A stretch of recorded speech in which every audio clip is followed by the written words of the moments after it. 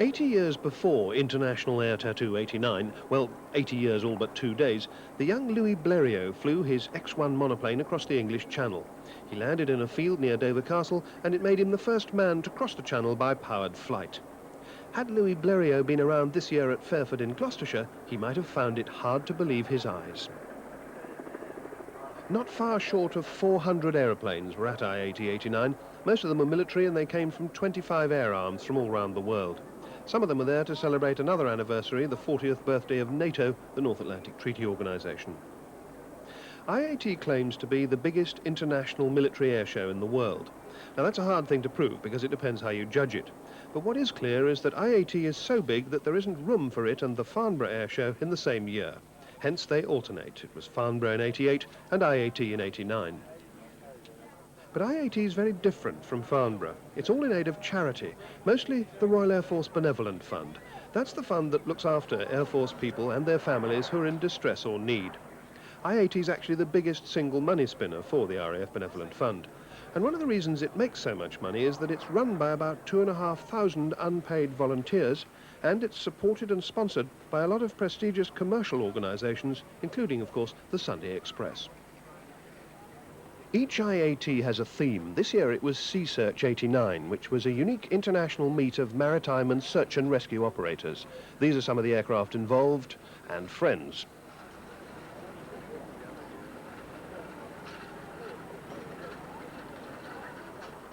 The temperature at Fairford that July weekend reached a record-breaking 94 degrees, and even the efforts of some thoughtful fire crews weren't actually much help. This was really the parade of what was, for that one weekend, the biggest group of emergency services in the country.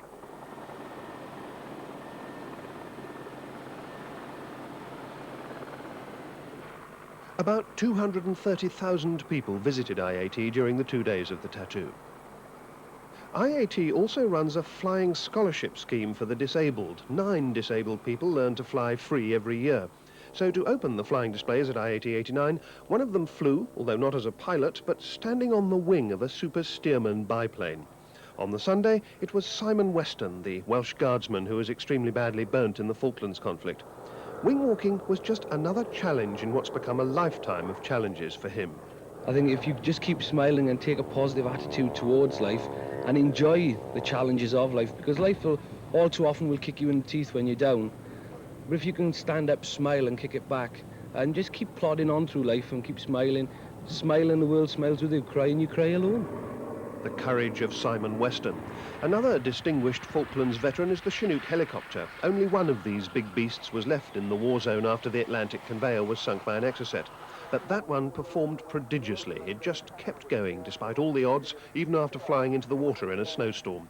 In the final advances, it was carrying 80 troops at a time instead of its normal peacetime maximum of 53, standing room only, and perhaps a little more gently flown than in Flight Lieutenant Mal Reeves's agile display of the big Chinook. This aircraft, flexing its muscles before takeoff, never goes anywhere as cold as the Falklands. The sand-coloured camouflage gives the clue. It belongs to the Royal Jordanian Air Force, and it's a French-built Dassault Mirage F1. The first Mirage F1 dates back nearly 23 years, but this is a later F1E model. It's what's called a multi-mission fighter. That's to say it can do both the things that fighters normally split their roles between: air defence, or shooting down other aeroplanes, and ground attack, hitting things on the ground, or mud moving as it's sometimes known in the trade. So this aeroplane from number 25 Squadron of the RJAF, based at King Faisal Air Base in Jordan, can carry air-to-air missiles like Sidewinders, or it can carry bombs for ground attack, and it can also carry a reconnaissance pod. F1s have been sold to 10 countries other than France and Jordan.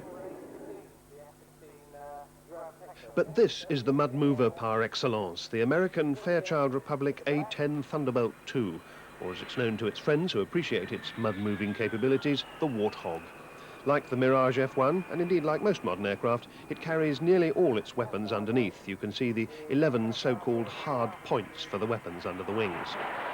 You might also notice, as it rolls there, that its wheels are still sticking slightly out of the pods that they retracted into after takeoff. That's so that if it gets hit by ground fire and can't get its wheels down properly, the A-10 can still land without damaging itself. The name of the game is survivability in the extremely hostile surroundings of the tank battle zone that any future European war would surely include. In fact, the A-10 has been in US service for 15 years and they're looking for a replacement, which may well be a new ground attack version of this. This being the sleek, elegant General Dynamics F-16.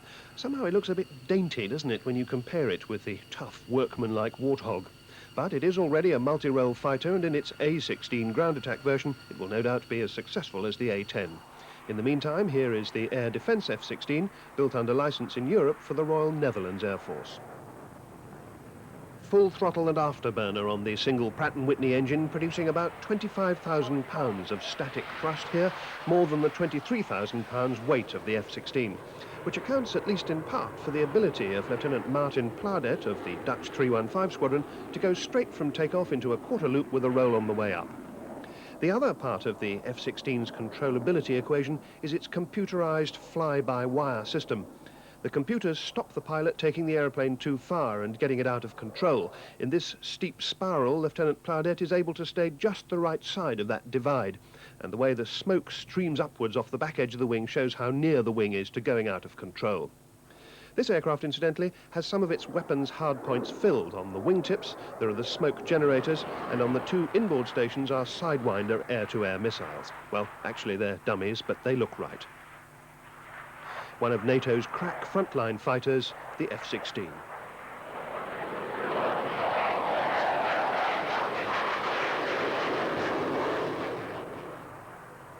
And here's something from the opposition, from the other side of the Iron Curtain, although these days we're not so sure about that degree of opposition.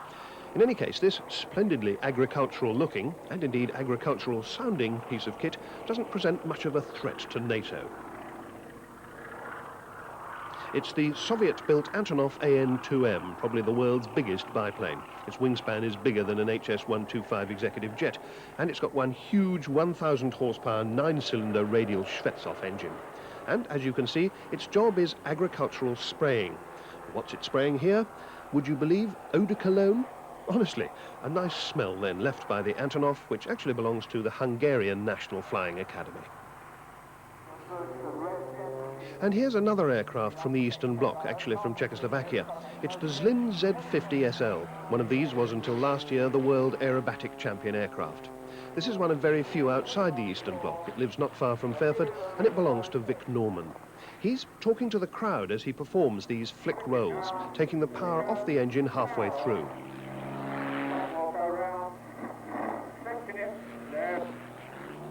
Vic Norman sounding extremely cool as he comes out of those flicks. During a flick, he's actually out of control. The skill lies in bringing the aeroplane back into control at exactly the right time. Just in time, in fact, for Vic to tie his tie, because he calls this manoeuvre the necktie.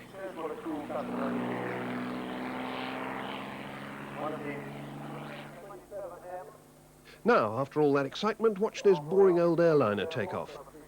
See how he actually got airborne? He just raised the undercarriage. That and the, by now, almost obligatory display smoke give the game away. It is an airliner, well, to be precise, a military transport and maritime version of the Fokker Friendship airliner, but there, any resemblance to your average trip to the Costa ceases.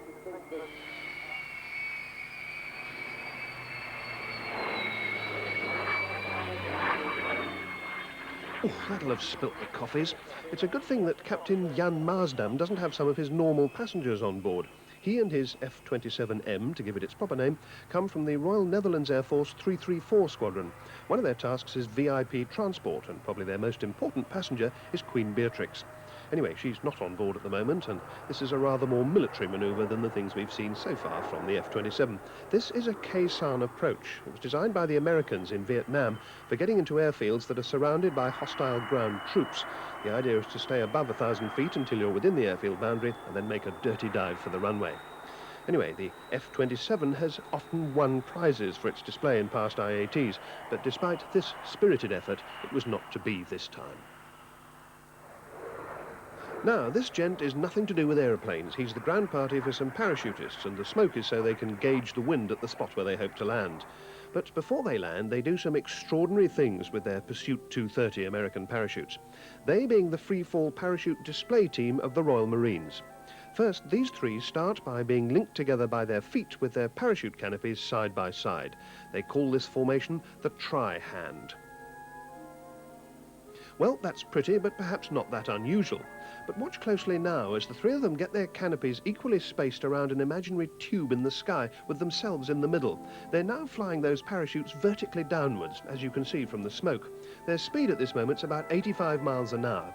This shape is the tri-down plane. The Marines claim they're the only team in Britain doing it. I'm not surprised, it looks extremely hairy, particularly when they break up a matter of a mere 150 feet above the ground. The rest of the team, meanwhile, are getting together into a shape they call the free-flown diamond, and here you get a real idea of how close to the ground they are when they separate. The Royal Marines never short of a surprise or two. Nostalgia time next, with three Second World War veterans from the RAF's Battle of Britain Memorial Flight. The Hurricane, the Spitfire and the Lancaster, starting their display as ever with the Hurricane on the left of the Lancaster and the Spitfire on the right. A gentle break at the end of the first flypast signifies the solo displays, with the Spitfire on first. And straight away we get the classic plan view of the unique Spitfire wing. More than 22,000 Spitfires were built to R.J. Mitchell's design, and many people think of the Spitfire as the most famous and charismatic fighter ever built. This is a Mark 5B delivered to the RAF in August 1941, and it's one of 5 Spitfires operated by the Battle of Britain Memorial Flight in its role as a living memorial to all of the airmen and airwomen who were involved in the Second World War. The flight's motto is "Lest we forget."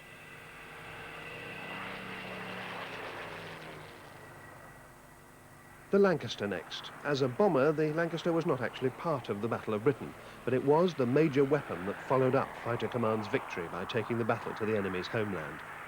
This aircraft is almost the sole remaining representative of 7,377 Lancasters built. And finally, the Hurricane, not perhaps quite as glamorous as the Spitfire, but responsible for 3/5 of the enemy aircraft destroyed in the Battle of Britain. This Hurricane was the last to be built of more than 14,500. Now, this beast would actually be an essential part of any future Battle of Britain. It's the NATO E-3A AWACS, the Airborne Warning and Control System, and it would use that huge rotordome on top. It's 30 foot in diameter, the length of a medium-sized bus. It would use the radars in that rotordome to track incoming aircraft well beyond the range of ground-based radars. NATO in English there, but also in French, where they spell it O-T-A-N. This aircraft also has an odd lump on top, but this one is for neutralizing enemy radars. This is the EF-111. But here's another version, and although this one looks like the F-111s that are based in Britain, it is actually the Strategic Air Command fighter bomber version, the FB-111, flying by with its wings fully swept at 73 degrees of sweepback. It's bigger and heavier than the tactical F-111s based here, and when its wings are fully forward at 16 degrees of sweepback, it has a 5 foot bigger wingspan than the tactical F-111.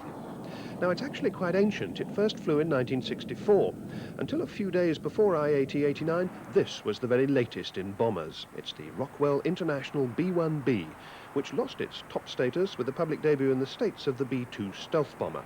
However, the B-1B is still a very rare sight in Britain. It's one part of America's strategic triad of deterrence, the other two being, of course, the ground-launched and submarine-launched strategic missiles. The B-1B can carry a fearsome array of either nuclear or conventional weapons, some in its internal weapons bays and some outside. In one option, it carries 8 air-launched cruise missiles on a rotary launcher. It's capable of 600 mph plus at very low altitude, and at those speeds, turbulence near the ground is a big problem. Those little winglets under the cockpit with the sharp anhedral slope down are there to damp out some of that turbulence. But the B-1B has had a bad press recently, which was a point I put to Captain Rob Gass of the B-1B's home base in North Dakota.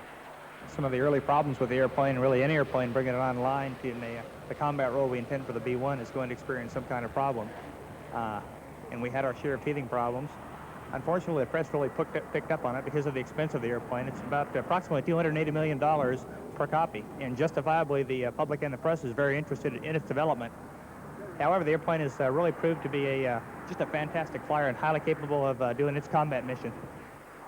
Which is a good thing, because this is what the B-1 is replacing. With 34 years of USAF service to its credit, this is the B-52, the Buffy. The rather stately takeoff here is a bit like the Dutch Fokker F-27, very flat, but not for the same reason.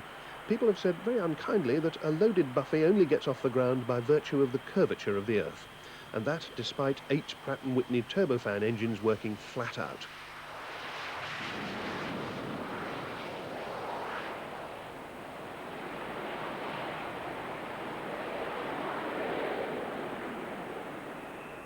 Shades of Dr. Strangelove here, or of squadrons of aircraft, each raining 70,000 pounds of unaimed bombs ineffectually down on the forests of Vietnam.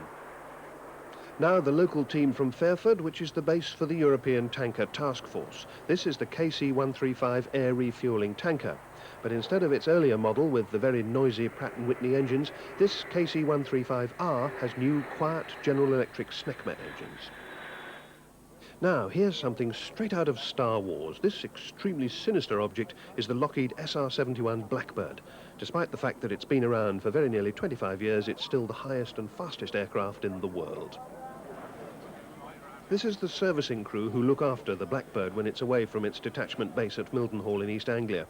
Although that's where this aircraft operates from, its home base proper is Beale Air Force Base in California, and Mildenhall is just one of several detached bases round the world. The SR stands for Strategic Reconnaissance, and that means operating at heights greater than 80,000 feet. Concorde goes no higher than 60,000. And that means that the crew, 1 pilot and 1 reconnaissance systems operator, the RISO, have to wear full spacesuit protection. Operational speed is Mach 3, 3 times the speed of sound, or more than 2,000 miles an hour, or 3,100 feet per second. It's actually faster than the muzzle velocity of a modern rifle, and it's half as fast again as Concorde.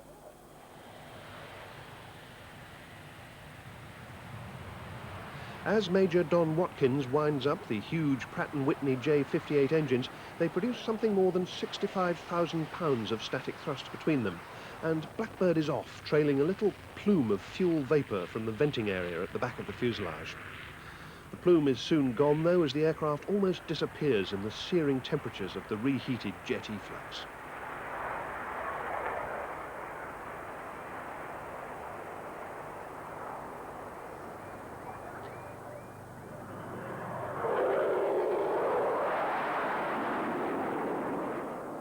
Blackbird's amazing speed has achieved some extraordinary records. New York to London in under 2 hours, London to Los Angeles in just over 3 3/4 hours, and that's a trip that takes 11 hours by jumbo. Incidentally, it's difficult to see, but the name Blackbird is a bit of a misnomer. It's really a deep indigo blue. But anyway, as Major Watkins brings indigo blue bird in the landing configuration with gear and flaps down, watch for the reheat as he cleans up and accelerates away.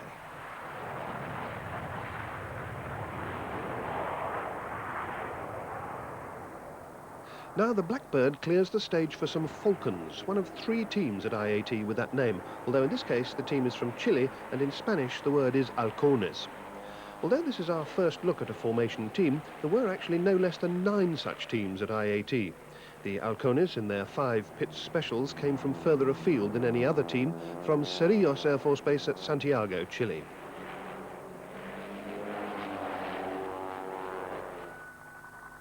As they come past us in box 4, you can see how turbulent it is in the heat. The little Pitts weighs about 1,500 pounds, less than a Mini, and that makes it pretty sensitive to rough air. As they execute a smart half roll, still in box 4, we get a good view of the sunburst on the top wings of the Pitts. The half roll leaves them upside down in box 4, with number 5, Captain Carlos Rivera, heading towards them. Next, an immaculate mirror formation with the tips of the tail fins a mere 5 feet apart.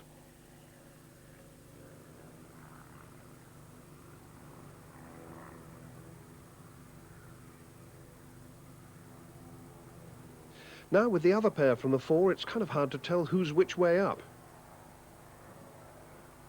They call this manoeuvre dancing on the wing.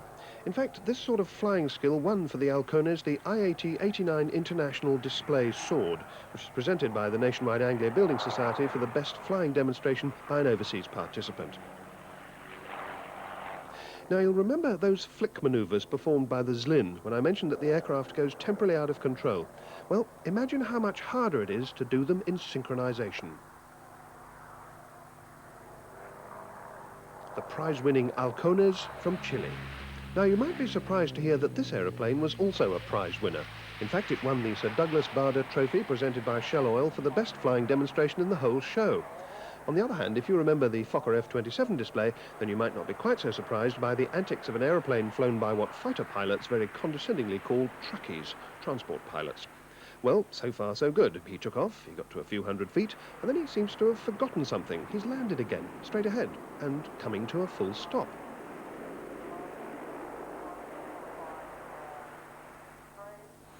No sooner stopped than flaps partly in, and he's off again, all easily within the length of the Fairford runway. Ah, perhaps it was the smoke he forgot last time. One clue to the evident panache of this display is perhaps the red, white and green roundel on the fuselage and wings. This is the Italian Air Force in the shape of the Air Italia G222, flown by Lieutenant Colonel Gianni Ammoniaci of the Italian Flight Test Centre at Pratica di Mare. Flown in a near vertical bank there.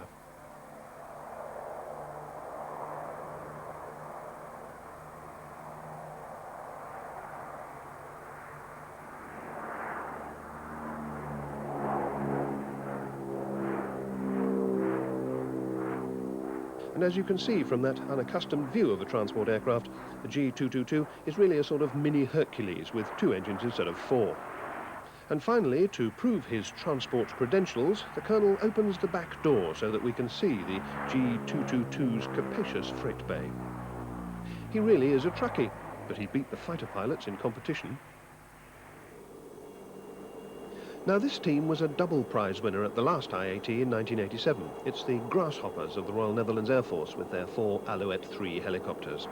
But despite their immaculate, and as far as I know, uniquely difficult carousel manoeuvre, the prizes were not for the Grasshoppers this time. But nonetheless, they continue to be one of IAT's most regular and most popular items, the Grasshoppers.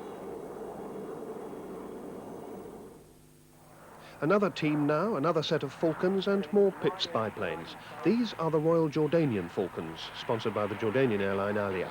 They've also been coming to IAT for a long time now, since 1979 in fact. A Falcon's speciality coming next, synchronized stall turns. Tricky to get this right when there are 3 of you doing it. With each aircraft going vertically upwards, you wait for the speed to fall off almost to 0, then you pivot the aircraft about a point just on the wingtip. The hard part is getting the speed to fall off at the same time. The team's particularly on its mettle today because they're performing in front of His Majesty King Hussein of the Hashemite Kingdom of Jordan. His Majesty is the patron of the International Air Tattoo, and he plays an active part in IAT's evident success. So the Falcons are on their best form, and it's interesting to compare them with the Chilean Halcones. The Chileans have 4 of the Pitts S2A model with a 200 horsepower Lycoming engine. Only the Solo has an S2S with the bigger 260 horsepower engine. But all 3 Jordanians have the more powerful S2Ss. So watch their last break in their S2Ss, a sort of sequential roll under and out of formation. The Royal Air Force front line now, and the Tornado GR1 from the Tornado Weapons Conversion Unit. The unit is also a reserve squadron, number 45, and that's 45's winged camel crest on the side. Shades of a Middle Eastern squadron history. During part of the display, the IAT audience was able to hear the chat in the aircraft. The voice here is the navigator, Flight Lieutenant Monty Smith, as they execute a roll with the wheels down.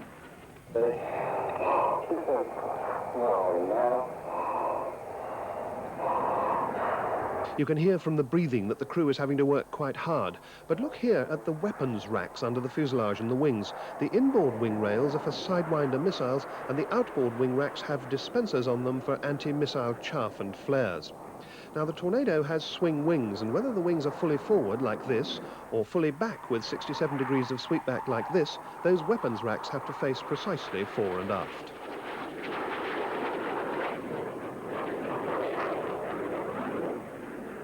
That was the RAF front line. This is the Royal Navy's, the aircraft that brought the Fleet Air Arm back into the sunlit uplands of fixed-wing flying after its brief sojourn in the doldrums of an all-helicopter operation. This is the Sea Harrier FRS-1. It's the Navy's only fixed-wing operational aeroplane, so it does the lot. FRS stands for Fighter, Reconnaissance and Strike, and fighter here means what other forces call air defence. So, first of all, it's a fast pass just to show that the Sea Harrier can do the things the other fighters do. But although that's clearly the most important part of the Sea Harrier's job, it's not what the airshow crowds come to see. They want to watch Harrier doing the things that no other operational jet fighter in the West can do. So Lieutenant Commander Andrew Tate of number 899 Naval Air Squadron gives them what they want. I must have seen this sort of thing hundreds of times, and yet I never fail to be amazed that here's a near supersonic aeroplane that can fly itself to a dead stop right in front of you. It doesn't even need complicated controls. To do a stationary turn, the commander just uses his rudder pedals in the same sense that he would if he were yawing the aircraft in normal flight.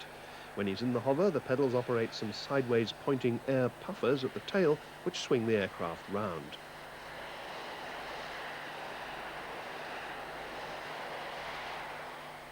And while he's turning, he puts the wheels down. In case you've ever wondered why Harriers have that odd undercarriage configuration with two main wheels on the centerline and two little outriggers on the wingtips to stop it falling over, it's all to do with the jet exhaust nozzles. First of all, you couldn't have wheels in the wing because it's a high wing and it's thin, so normally you'd put them in the side of the fuselage. But you can't with Harrier because that's where the two sets of jet exhaust nozzles are, one in front and one towards the back of the wing, so as to balance things when it's hovering, hence the odd four-footed layout. The forward jet nozzle is just behind the serial number 718 there, and as Lieutenant Commander Tate slows Sea Harrier to a stop, you can see it's pointing slightly forwards until the deceleration is complete. He moves the lever in the cockpit and the nozzle points vertically down, and he stays stationary again. Only for a moment though, because it's the end of Sea Harrier's display, and naturally the gallant commander departs with a courteous naval bow.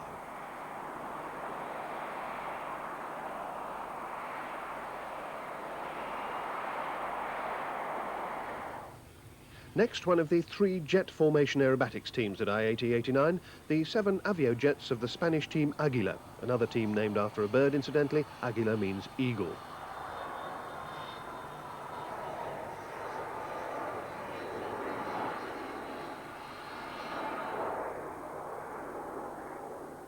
As they come over this loop in Flecha, arrow formation, watch and listen for the Asqua brake on the way down. Para rotura final. Águila. Rotura. Ya.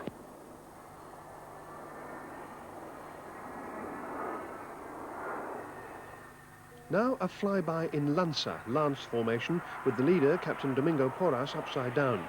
The C-101 Aviojet is built by the Spanish Casa Company, and it's the Spanish Air Force basic trainer.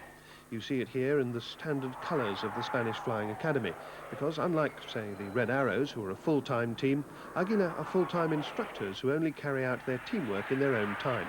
They get 2 or 3 formation flights a week. But despite that, they manage something that most other teams don't. They land in full formation of 7 aircraft. Impressive stuff from the Spaniards. Well, I mentioned earlier the theme of IAT this year, Sea Search 89. So as well as the lines of maritime patrol and search and rescue aircraft in the static displays, Sea Search was well represented in the flying display, starting with a flight of 3 RAF Nimrods from 206 Squadron at Kinloss in northern Scotland. And then from the other Nimrod base, St Morgan in Cornwall, a single Nimrod MR2P. The P incidentally meaning that it has the refuelling probe on the front, MR for Maritime Patrol and Reconnaissance, and 2 meaning that it's the updated version with the advanced search water radar and the bigger computing capability. Note those little extra fins on the tailplane. They had to be added because that refuelling probe caused instability in some aspects of flight. The probe was just one extra that was added during the Falklands conflict. Others included Harpoon and Sidewinder missiles. But of course the main bits of the Nimrod armoury, things like mines and depth charges and torpedoes and sonobuoys, are carried in the huge weapons bay in the underside of this unique double-bubble fuselage. The weapons bay now empty, of course.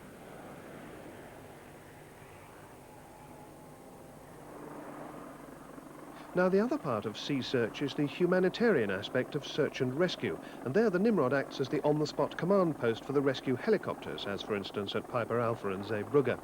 These are Lynxes of the Royal Netherlands Navy. They call their display team the Windmills. Or indeed the British Coast Guard helicopter operated by the civilian firm Bristows. This is the Sikorsky S-61N, lowering a crewman to pick up a survivor who's been dumped on the Fairford runway. See how quickly the winch operator reacts to his stop descending signal.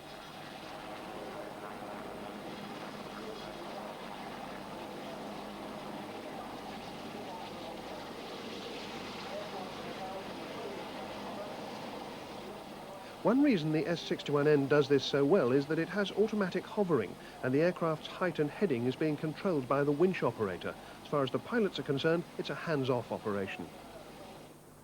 Of an older generation and without that sort of sophistication is the RAF Wessex rescue helicopter. Still pretty agile though for an old lady. The prototype Wessex flew in 1957 and still providing almost half the RAF search and rescue cover from 4 coastal bases around the UK.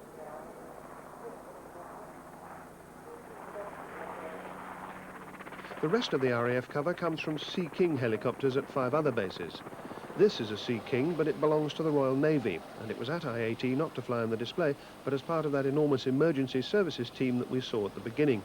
If you can see a family likeness with the S61, well, the S61 was developed from this. Altimeter is QFE 1007, set. Right, datum now. Okay. MFS display, datum set. Surface wind, last reported 3204 knots. Display checks are complete. Okay. Just a small snatch there of the complex pre-display checklist that the Vulcan crew run through on their way in to start their display. The Vulcan was disbanded in 1984 after 27 years of RAF operational service. It had started as a long-range nuclear bomber, but later became a tactical low-level medium bomber. The Vulcan saw real service at the end of its career when it bombed Port Stanley runway in the Falklands.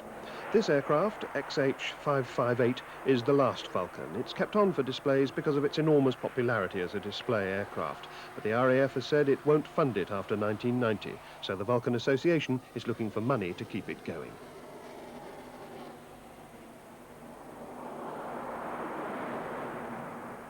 Another of the jet teams now, this one a particular favourite because it owes its existence to IAT. These are the Asas de Portugal, the Wings of Portugal.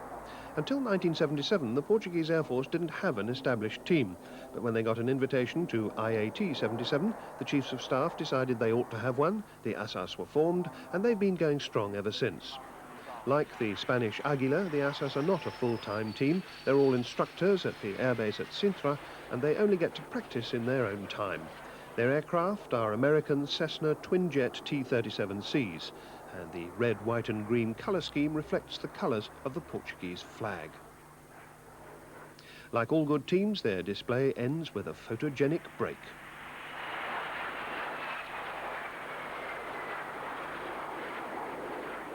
But finally, the team about which a lot of fuss was being made. Why fuss? Well, it was their 25th birthday this year. Starting their show in the basic formation shape of an immaculate Diamond 9, the Red Arrows, or to give them their formal title, the Royal Air Force Aerobatic Team, in their Silver Jubilee season.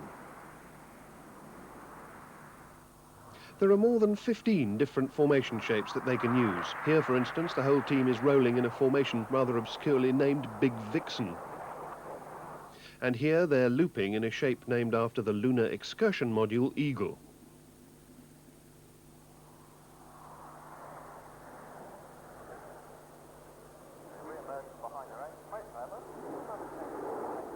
And as they come out from behind their own smoke, they've changed into another shape from the US space program, the ship that carried the Eagle, Apollo.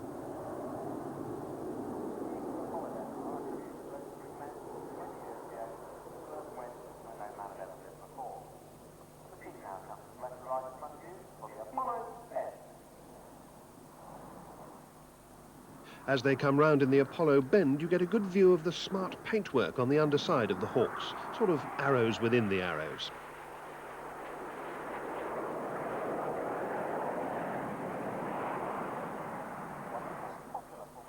This formation is called Concorde, and it's recognisably the shape of the supersonic airliner.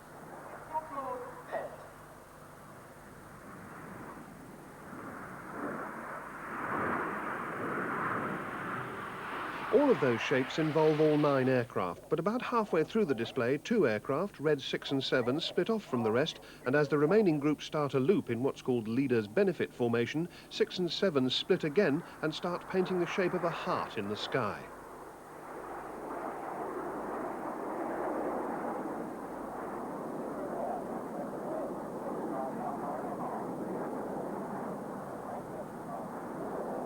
Meanwhile, the main formation, now in Big 7 shape, come out of their loop through the middle of the heart that you can still just see into the shivers down the spine cascade.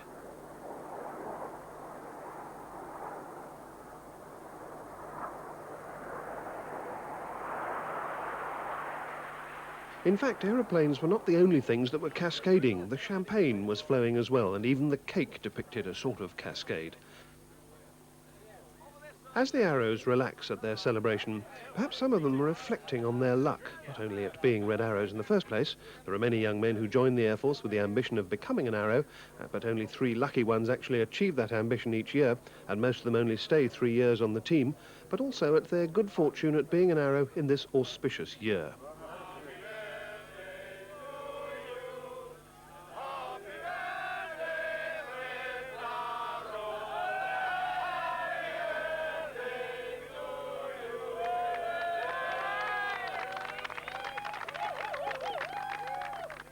This really is quite a rare occasion, because although you might think that the arrows spend a lot of time mixing with their fellow aerobatic artists, the truth is that they hardly ever meet them, even when they're at the same shows, because they're all on tight timetables that only very infrequently allow them to be in the same place at the same time.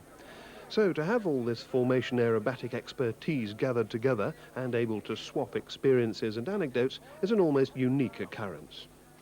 Well, that was Saturday evening. On Sunday, they were back in the air just as if there'd never been any celebration. Here are the synchro pair that we saw split off from the rest in the Hart manoeuvre, Flight Lieutenants John Rands and Steve Johnson. They're the only arrows who wear G-suits to protect them from the 7 or 8 G that they regularly experience when they're pulling hard into the turns. The man who pulls the least G of all is the leader, Squadron Leader Tim Miller. Here, for instance, he just has to make sure he flies really straight and level while the rest of the 7 pull out and back into the formation in pairs in these rollbacks.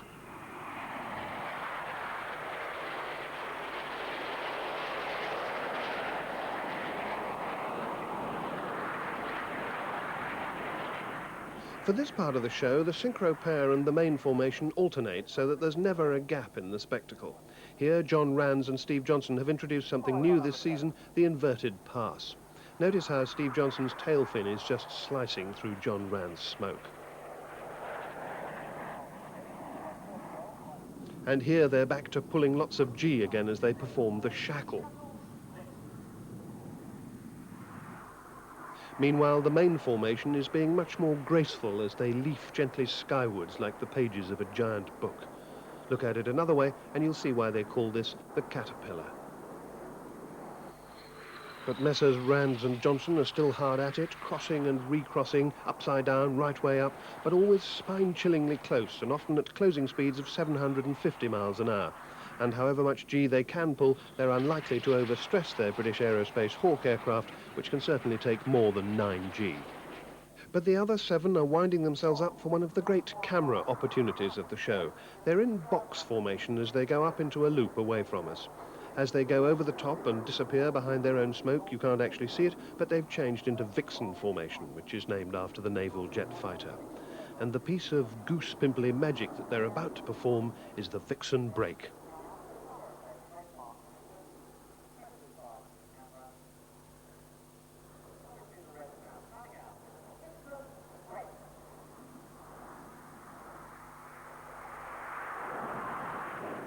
Now, when you've got all your aeroplanes spread around the diaspora, how do you get them back together again? Well, one of the advantages of a big anniversary is that old stagers come back and reminisce. This is one of the memories of Red Arrow founder member Henry Prince, talking about how the next manoeuvre, the join-up loop, came about. But we used to have, in those days, we didn't have instant video as they now have, and we used to have to wait for our black and white sort of reversal film to come back to be able to watch it. And invariably, you know, you loaded the projector and the damn thing was the wrong way around, and you ran it backwards. And we actually ran a bomb burst backwards. And we watched all these airplanes join up, and we said, my God, wouldn't it be super if we could do that? Well, they can, they do, and it is super, just as Henry Prince said. But they don't stay joined up for long because it's finale time, not just for the Silver Jubilee Red Arrows with their parasol break, but for us as well. Goodbye.